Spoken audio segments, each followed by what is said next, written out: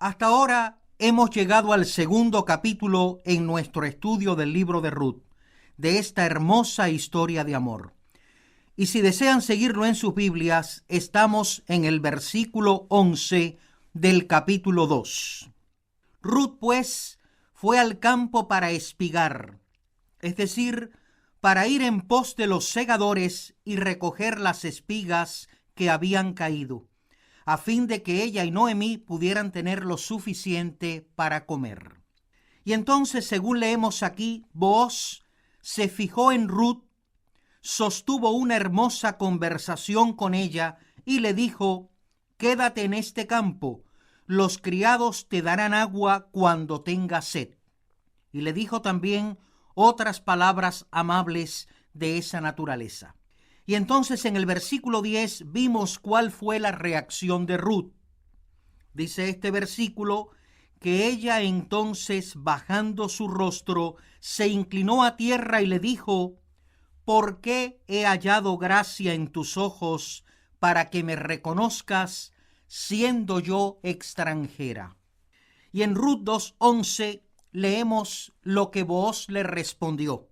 Y respondiendo Booz le dijo: he sabido todo lo que has hecho con tu suegra después de la muerte de tu marido, y que dejando a tu padre y a tu madre y la tierra donde naciste, has venido a un pueblo que no conociste antes.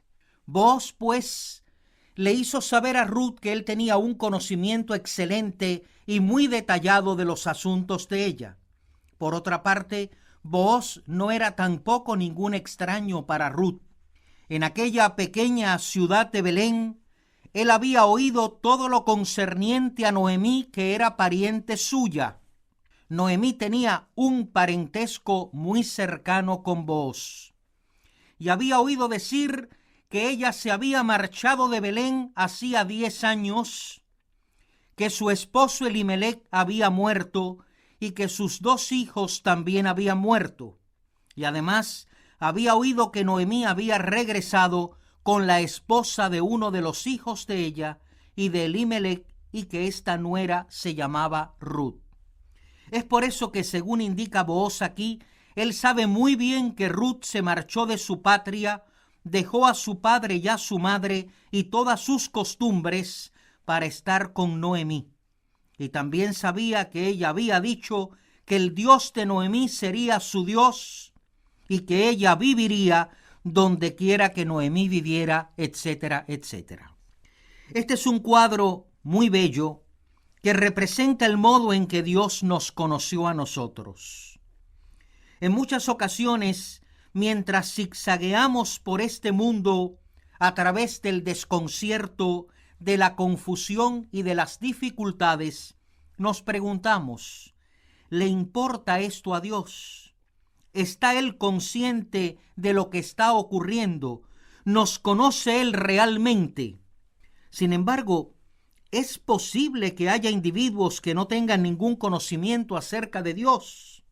Y sí, eso es particularmente cierto en aquellos que no son salvos, en aquellos que viven ajenos a Dios por causa de sus pecados. Cometen un pecado tras otro, pecados asquerosos, sucios, deliberados, que saben que ofenden a Dios, y llegan hasta el final de la cuerda, por decirlo así, y entonces no saben a dónde dirigirse, y hasta sienten deseos de acabar con todo y lanzarse al río con la esperanza de que la muerte de algún modo le ponga fin a esa pesadilla, porque según piensan, nadie sabe y a nadie le importa lo que les está sucediendo. Pero de acuerdo con lo que Dios está señalando aquí, esa no es la situación.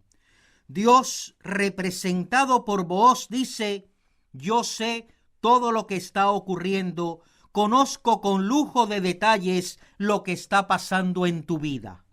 La Biblia enseña que Dios sabe lo que nosotros vamos a pedir aún antes de pedírselo.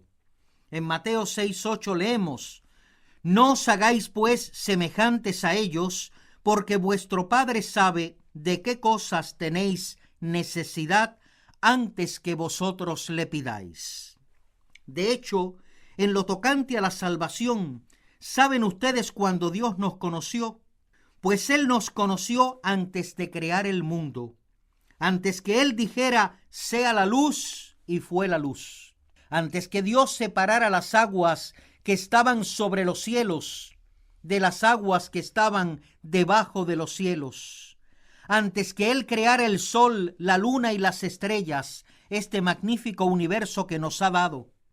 Antes de crear los peces, los animales o las aves, antes de crear a la primera persona en esta tierra, Dios ya nos conocía. Y no solamente designó quiénes eran los que Él iba a salvar, sino que también pagó por sus pecados en ese momento. Él murió, puesto que la paga del pecado es la muerte, y fue aniquilado, y luego resucitó de entre los muertos. Y además, en Efesios 1:4 leemos que Él nos escogió en Cristo desde antes de la fundación de la tierra. Dice este versículo, Efesios 1:4, según nos escogió en Él antes de la fundación del mundo, para que fuésemos santos y sin mancha delante de Él. Dios, por lo tanto, conoce todo acerca de nosotros.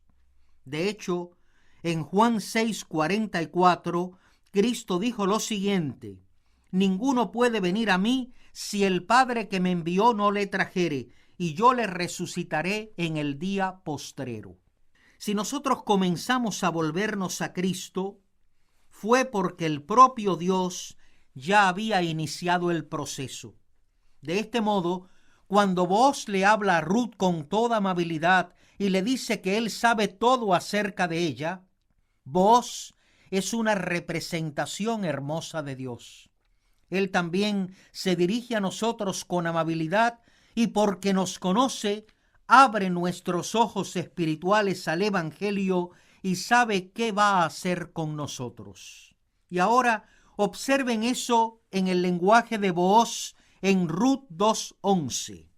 Y respondiendo Booz le dijo: he sabido todo lo que has hecho con tu suegra después de la muerte de tu marido, y que dejando a tu padre y a tu madre y la tierra donde naciste, has venido a un pueblo que no conociste antes.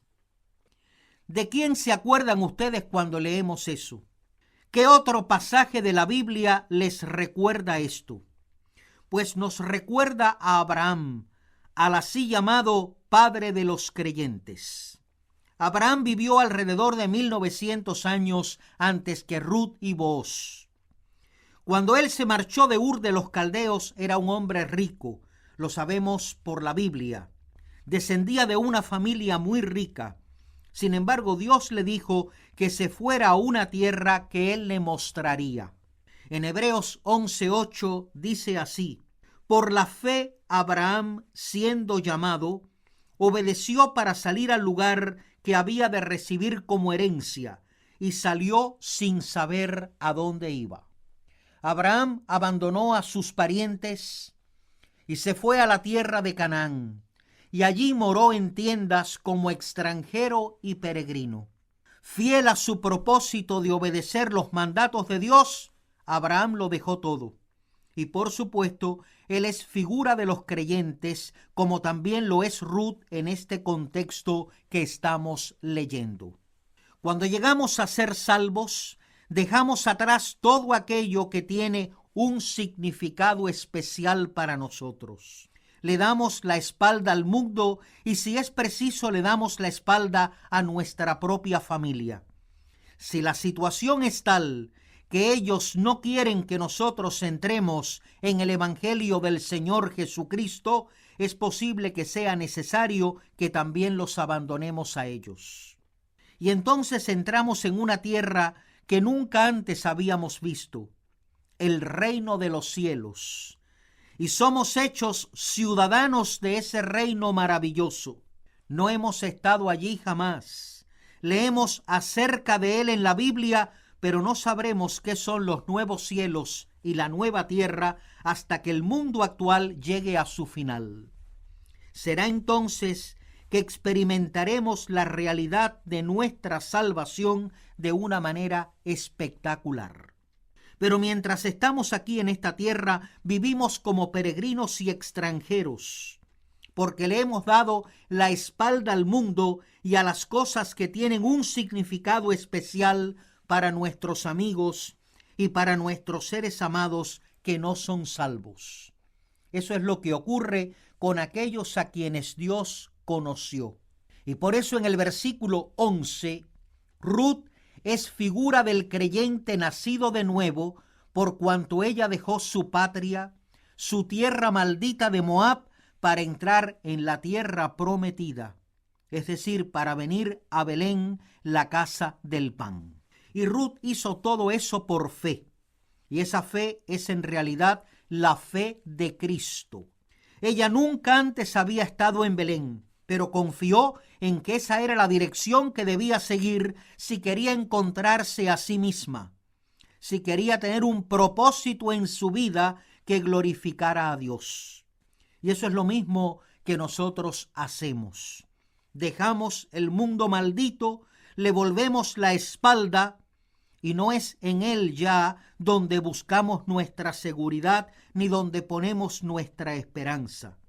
Nos arrojamos en los brazos del Señor Jesucristo con una confianza infantil, con una fe ingenua de que en Él todo va a estar bien. Y ahora en Ruth 2:12, Booz dice algo que nos resulta sumamente encantador cuando lo leemos por primera vez. Dice este versículo, Ruth capítulo 2 y versículo 12. Jehová recompense tu obra y tu remuneración sea cumplida de parte de Jehová, Dios de Israel, bajo cuyas alas has venido a refugiarte. Cuando leemos este versículo exclamamos, miren, Booz le está diciendo a Ruth, y en el contexto histórico ciertamente fue así, que no vas a lamentar lo que hiciste. Echaste tu suerte con Noemí, con el Dios de Noemí y con el pueblo de Noemí, y Jehová recompensará tu obra. Es decir, Él te pagará por tu obra. Y tu remuneración será cumplida de parte de Jehová Dios de Israel, bajo cuyas alas has venido a refugiarte. Y cuando leemos eso, decimos de inmediato, este versículo no puede tener ninguna aplicación espiritual, porque Dios no nos paga a nosotros. Él no nos paga por la obra que hicimos al venir al Señor Jesucristo.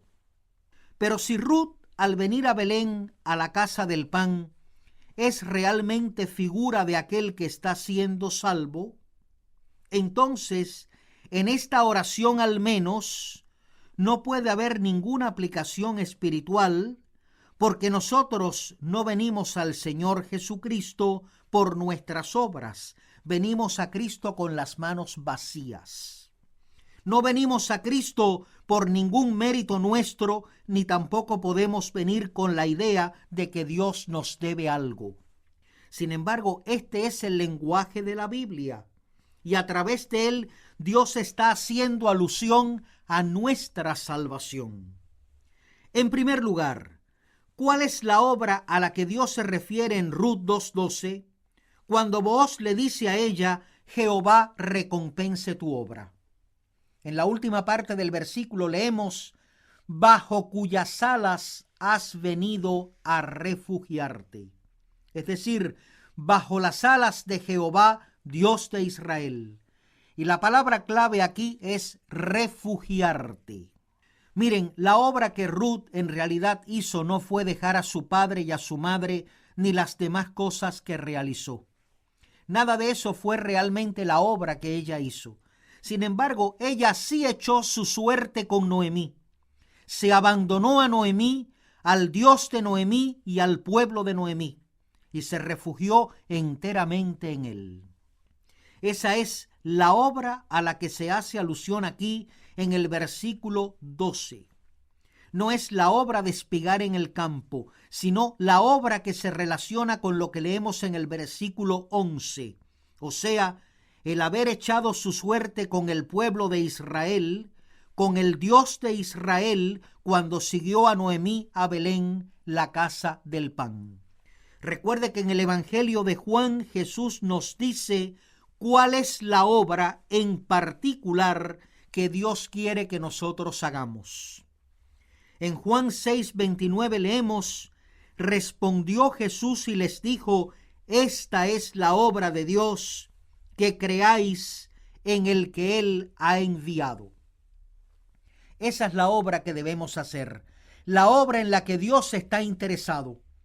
Todas las demás cosas carecen de mérito para con Dios, porque todas ellas están contaminadas por el pecado y no son más que trapos de inmundicia. Pero la obra que debemos hacer y que tiene que ver con Dios y nos hace entrar en comunión con Él es creer en Él. Sin embargo, la fe que es preciso tener para creer en Él es un don de Dios, un don enteramente de Dios.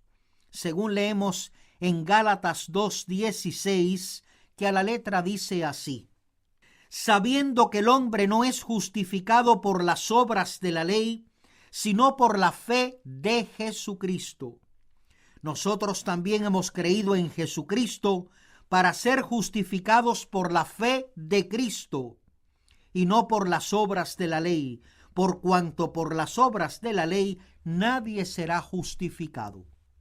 En otras palabras, nada de lo que hayamos hecho merece la salvación.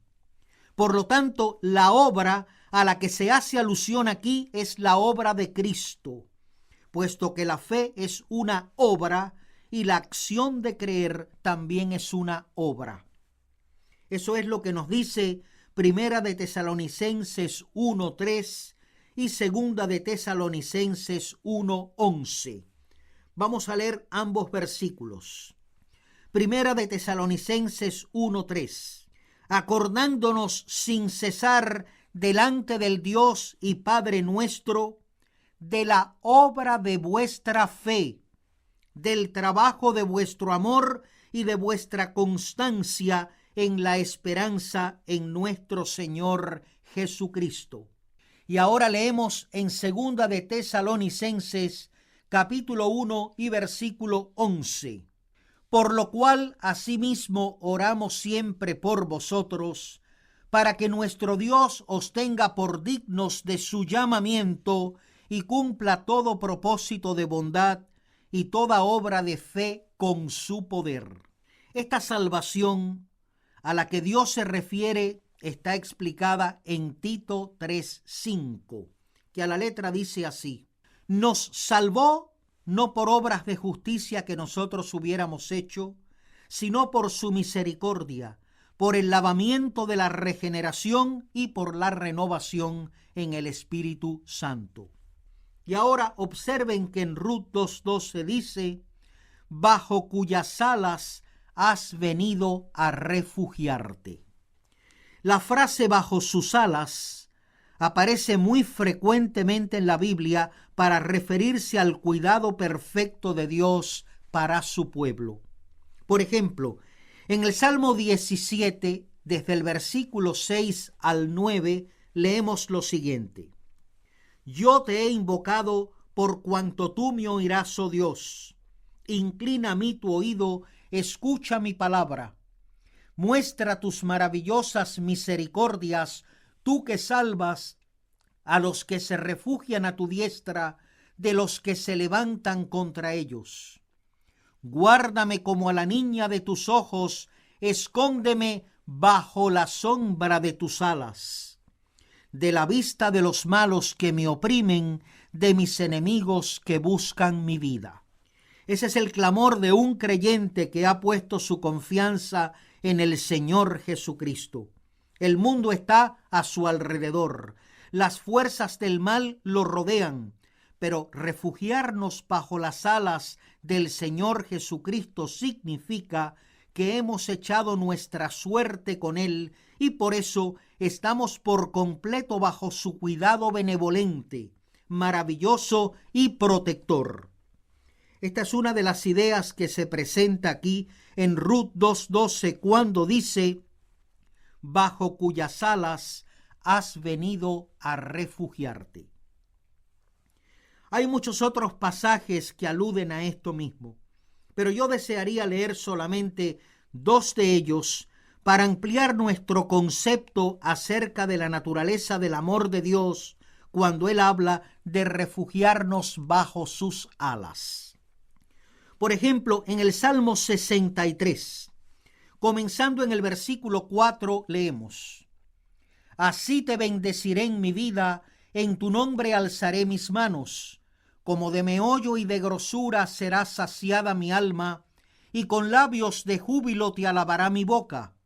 Cuando me acuerde de ti en mi lecho, cuando medite en ti en las vigilias de la noche, porque has sido mi socorro, y así en la sombra de tus alas me regocijaré. Está mi alma apegada a ti, tu diestra me ha sostenido. Estar bajo la sombra de las alas del Señor significa que Él nos sostiene y nos cuida. Él hará todo lo que sea mejor para nosotros. Esta frase, pues, expresa el cuidado maravilloso que Cristo tiene de aquellos que Él redimió desde antes de la fundación del mundo. Un último versículo que tiene relación con esto y que podríamos examinar es Deuteronomio 32:10.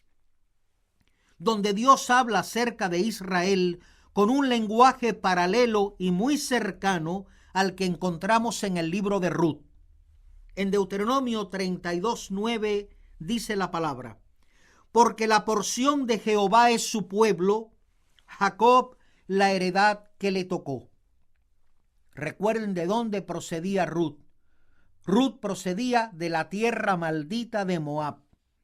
Y en el versículo 10 dice: le halló en tierra de desierto y en yermo de horrible soledad.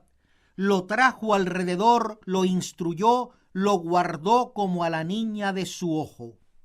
En otras palabras, Dios dice aquí que Él veló por Israel, guió a Israel y cuidó a Israel como la niña de su ojo.